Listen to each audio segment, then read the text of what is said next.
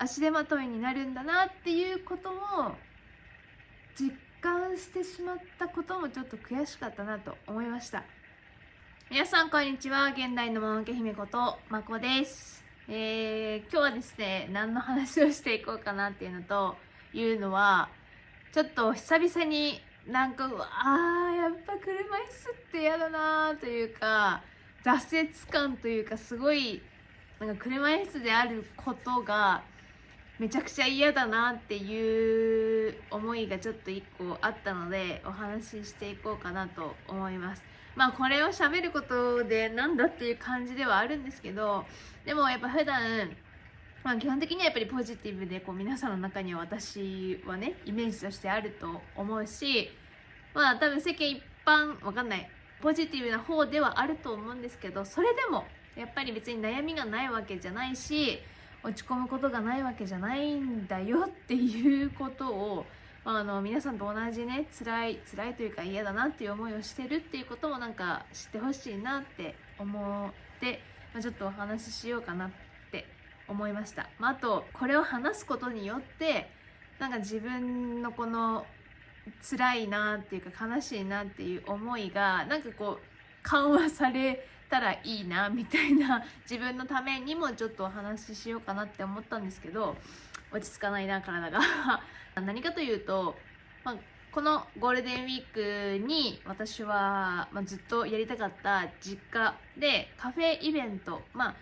室内で食べるっていうよりは注文したものをお外で食べるというような形で3日間限定でカフェを行いました。で基本的には私がメインで主導で、合同会社としてやるのでお兄ちゃんはいるけれど、基本的にはまず段取りっていうのを自分でやるっていう流れでやってたんですが、自分のお家っていうのはやっぱり作りがとっても古いので、すごくバリアフリーが整っているわけではないんですね。なのでそういったカフェ準備をしようっていうその前段階でも手が届かなかったりとか、自分でああしようこうしようとかっていうその準備自体が一人でできない、たったこれだけのこと、別に誰かに頼らなくても基本的にはできるようなこともやっぱり誰かに頼らないとできないっていうことがやっぱりすごくそこでビジネス的にも良くないわけよ。一人労働者が増えるっていうことだから、自分でできることのはずなのに、そこをお父さんとかに、お父さんもお父さんで仕事があるのにお願いしなきゃいけないなっていうのがすごくやっぱり辛かった。嫌だなっていうのがありました。で当日も、バイトさん3人とあとお兄ちゃんとっていうのでやってたわけ。ドリンク作る人、スイーツ作る人で、私は基本的にレジ受付オンリーなのね。だからそこも本来であれば、そのレジの人がドリンクできたりするわけよ、動きとしては。私はもともと高校生の時にまだね怪我する前に飲食店のアルバイトをしてたこと、ファミレスみたいなところもあるし居酒屋さんもあるから、自分でいろんなこともできるわけ。ドリンク作ることもできるし、レジやってドリンクやって運搬もやってっていうことも本来なら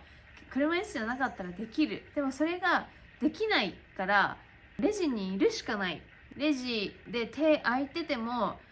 あんまり手伝うことができないっていうところで、またそのビジネスっていうところでも労働者を1人確保しなきゃいけないし、それ以外もあれしてくださいこれしてくださいっていうことを言わないとダメ。その自分が何の役にも立ってないっていう感じがすごい突きつけられたこの3日間でこのカフェイベントだったなっていうふうに思いました。だから例えば私が外に出たいって思っても、いつも普段だったら玄関にスロープは置いているんだけど、たくさんの人がそこの玄関で注文するから、そのスロープが結構邪魔になるわけだから、それを外すことによって私が今度外に気軽に出入りもできないっていうことがあったりして、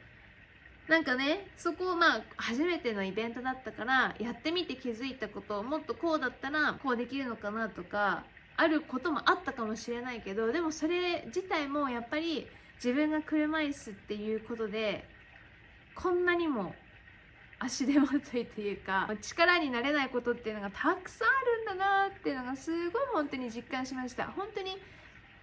一人でやってるお店って飲食店たくさんあると思う。フードトラックとかもそうだけど、でもその一人では絶対に、作りを整えれば別の話だけどね、この今の時点では一人ではできないっていうことが本当に突きつけられた。もともと力も女の子にしてはあるから、いろんなものを持ったりとか、いろんなその経験っていうのもあって、いろんなことができる方だっては思ってたけど、全くできないっていうことがすごい突きつけられて、結構辛いなって思った。なんかビジネス的にもそうだし、その人をねたくさん雇わなきゃやれることがやれない、この自分の力を一として考えれないっていうところがビジネス的にもその大変だなって思うし、ビジネス的かビジネス的にもっていうか、何か自分で物事をやろうって思った時のそのやっぱり手という労働力というのがこんだけないんだなってすごい思いました。だから今まではね、自分一人でもできるのこの YouTube 発信をしているけど、こういった対お客様、カフェ営業とかってなると本当に自分の力が役に立たないんだなっていうのが、なんかすごい落ち込んだんです。イベント自体は失敗もありました。本当に初日、まずその本当に3日間イベントをね知ってくれて来てくださった方、本当にありがとうございます。で、初日は本当にたくさんの人が来ていただいて、正直あんなに来ていただけると思わなかったのもあって申し訳ないけど、その準備不足とやっぱみんなが初めてのことだったんで、いまいちというかうまく回せなくて、本当に初日の方々にはせっかく来ていただいたのに楽しませることができないというか、ゆっくりしてもらうことができなかったのはとっても反省してて、本当にすいませんでした。で、2日目3日目とはある程度オペレーションもちゃんと整ってきて、うまく提供できたっていうこともあって、3日間見れば大成功のイベントだったのかなというふうに思っています。なので本当はこれからもこのカフェイベントっていうことではなくてね、常設に向けてやっていきたいなと思っていますが、やっぱりそのずっと言ってるように自分を1として数えれないっていうのもあるし、こういったイベントごとって本当に人の手がないと成功できないんだなっていうことを本当に痛感しました。だからこそこういったカフェイベントがある時に、なんか一緒にお手伝いしたいですとかバイトしたいですっていう人の集めっていうのがもっともっとやっていかなきゃいけないなと思いますし、やっぱり人を雇うからにはそういった収入っていうのもちゃんとしていかないとやっぱり成り立たない、自分を1として数えれないからこそ1多く増やさないとできないっていうところがなんかすごい課題だなと思いました。なので今回はちょっと私の愚痴を皆さんに聞いていただいたような形になるかなと思うんですけど、